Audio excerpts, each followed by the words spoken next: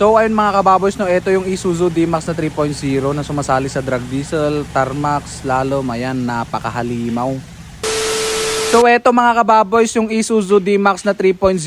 Tapos yung makina niya is 4JJ1, ayan, naka-intercooler, tapos naka-pipings, ayan. Bali stock turbo siya, ayan yung mags niya, tapos yung gulong, ayan. Tapos yung suspension nito ay Ride Max ata, ayan. Tapos meron siyang nilagay sa gitna. Ayan, traction bar para hindi magalaw. Ayan, ayun no. Zoom in natin. Ayan.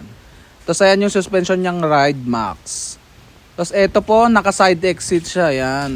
Bale, ito yung isa sa mga nagre-representa ng Team Kalinga sa mga karera. Like drag diesel, slalom, tarmac, basta sa karera Pilipinas. Ayan, isa sound check natin siya mga kababoys, no.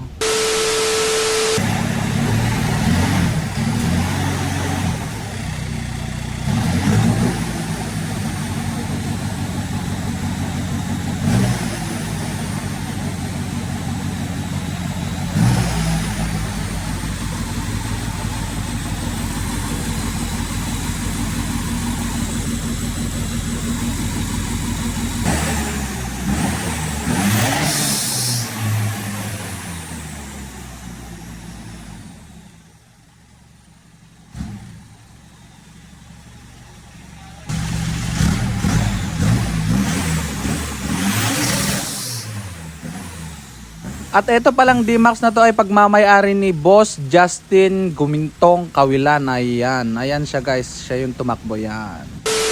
So ayun mga kababoys, no, okay na kasi kanina hindi natin naikabit yung hose sa may turbo kaya siya nagpo-full boost. Ayan, grabe, napakausok na dito guys. Ayan yung tinatawag na literal na pusit.